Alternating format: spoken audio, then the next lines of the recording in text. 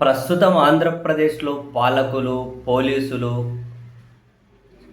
పాలకపక్ష పత్రికలు, టీవీ ఛానళ్ళు చాలా గొప్ప గొప్ప నీతి బోధిస్తూ ఉన్నారు. ఈ స్కూల్లో నీతి పాఠాలు మిగిలిన రాజకీయ పార్టీలు, రాజకీయ పార్టీ కార్యకర్తలు, మిగిలిన పత్రికలు, టీవీ ఛానళ్ళు ఇంకా చాలామంది ఈ నీతి పాఠాలు నేర్చుకొని రాబోయే రోజుల్లో అవే నీతి పాఠాలని అవలంబించి ప్రజాస్వామ్యాన్ని, చట్టాన్ని, రాజ్యాంగాన్ని 3 పువ్వులు 6 కాయలుగా కాపాడాలి అని చెప్పి మనం కూడా కోరుకుందాం. ఈ నీతి పాఠాల్లో కొన్ని ముఖ్యమైనవి ఏంటి? ప్రభుత్వ పరిధిలో ఉన్న మెడికల్ కాలేజీలను ప్రైవేట్కి ఎందుకు ఇస్తున్నారు, ఇదేం దారుణం అని చెప్పి అడిగారు అనుకోండి, అటువంటి వాళ్ళు దుర్మార్గులు, నీచులు, ఫేక్ ప్రచారాలు చేస్తున్నారు. ప్రభుత్వ పరిధిలో ఉంటే పేదలకు న్యాయం జరగదు, ప్రైవేట్ పరిధిలో ఉంటేనే న్యాయం జరుగుతుంది, ప్రైవేట్ పరిధిలో కాలేజీలు, ఆసుపత్రులు ఉంటేనే న్యాయం జరుగుతాయి అని చెప్పి మనం చాలా బలంగా ఎదురుదాడి చేయాలి.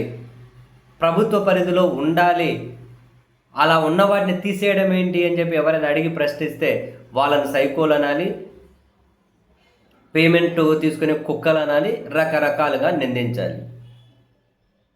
ఒక ఆలయంలో తొక్కిసలాట జరిగి అంతమంది చనిపోతే ప్రైవేట్ గుడి అది దేవాదాయ శాఖ పరిధిలోకి రాదు, ప్రభుత్వ పరిధిలోకి రాదు అని చెప్పి దాన్ని ఏమంటారు, కనీసం రెస్పాన్సిబిలిటీ ఫీల్ అవ్వకుండా, అకౌంటబిలిటీ ఫీల్ అవ్వకుండా అది మా పరిధిలోకి రాదు, ప్రైవేట్ పరిధిలోకి వస్తుంది అని చెప్పి ప్రభుత్వం చెప్పేయాలి. అదేంటి, ప్రైవేట్ పరిధిలోకి వస్తే ఏంది, ప్రభుత్వ పరిధిలోకి వస్తే ఏంది? అంతమంది వస్తూ ఉంటారు కదా, పోలీసులకు సమాచారం లేకుండా ఎందుకు ఉంటుంది, ప్రభుత్వానికి సమాచారం లేకుండా ఎందుకు ఉంటుంది?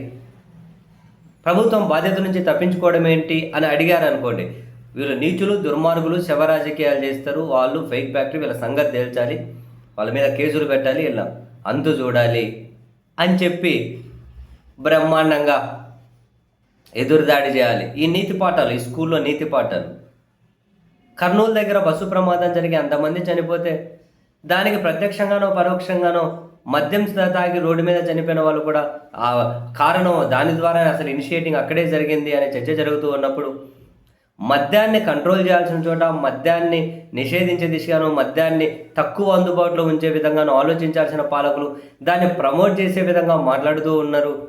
ఎక్కడికక్కడ మొత్తం మీద అయితే దీన్ని మద్య నియంత్రణ అయితే ఖచ్చితంగా కావాల్సిందే కదా అని చెప్పి ఎవరైనా కనుక మాట్లాడితే వీళ్ళు నీచులు, దుర్మార్గులు, తప్పుడు ప్రచారం చేస్తూ ఉన్నారు, ప్రభుత్వాన్ని అప్రతిష్ట పాలు చేస్తూ ఉన్నారు అని చెప్పి వాళ్ళ మీద కేసులు పెట్టాలి, వాళ్ళ మీద ఎదురుదాడి చేయాలి. ప్రతిదీ కూడా ఈ విధమైన దీనికి మళ్ళీ వీళ్ళ పత్రికలు, టీవీ ఛానళ్ళు వీళ్ళ దగ్గర నుంచి కూడా నీతి పాఠాలు చాలా నేర్చుకోవాల్సి ఉంటుంది బ్రహ్మాండంగా. మరి ఒకవేళ ఈ నీతి స్కూళ్ళలో సిలబస్ మరో రకంగా ఉంటుంది. ఒకవేళ అధికారంలో లేదు అనుకోండి, అప్పుడు ప్రతిదీ రాజకీయం కోసమే వాడుకోవాలి. చివరికి సంబంధం లేకుండా చనిపోయిన ప్రభుత్వానికి, ప్రభుత్వ పెద్దలకు ఏమాత్రం సంబంధం లేకుండా చనిపోయినటువంటి డాక్టర్ల వాళ్ళ ఫోటోలు ఇప్పటికైనా వాడి పెద్ద పెద్ద హోర్డింగ్లు పెడతారు. ఏది బుద్ధి పడితే అది మాట్లాడవచ్చు, ఏది బుద్ధి పడితే అది వాళ్ళు నోటికి ఏది వచ్చింది అది మాట్లాడవచ్చు. అధికారంలో ఉన్నప్పుడు మాత్రం అది ఇటువంటి నీతి పాఠాలు అందరూ నేర్చుకోవాలి, వాళ్ళు నేర్పిస్తూ ఉన్నారు. చాలా చాలా గొప్ప నీతి పాఠాలు లేని వీళ్ళు ఇప్పుడు నీతి పాఠాలు బోధించి వీళ్ళైతే ఎవరైతే ఉన్నారో గొప్ప గొప్ప నీతి, ఇదంతా సూక్తులు చూడండి ఏం నీతో, మనం ఏ విధంగా నీతి బోధించాలి, ఏ ఎపిసోడ్ని ఏ విధంగా, వాళ్ళు ఏం మాట్లాడితే అదే కరెక్ట్ అనాలి, ప్రశ్నించకూడదు, ఏమీ లేవనెత్తకూడదు, మనం ఏం మాట్లాడకూడదు, ఎవరు ఏమి రెండు అభిప్రాయాన్ని వ్యక్తం చేయకూడదు. వ్యక్తం చేస్తే చాలా దారుణం, బరితెగించేశారు వాళ్ళు, వీళ్ళు వాళ్ళని ఊరుకోబెట్టి ఉంచకూడదు, బయట ఉంచకూడదు. ఈ విధమైనటువంటి ఎదురుదాడి చేయాలన్నది మంచి నీతి వాక్యాలు అన్నట్టు. సో ఈ నీతి వాక్యాలు అందరూ ఫాలో అవ్వాలి, అందరూ నేర్చుకోవాలి. ప్రజాస్వామ్యం, చట్టం, రాజ్యాంగం రక్షింపబడాలి.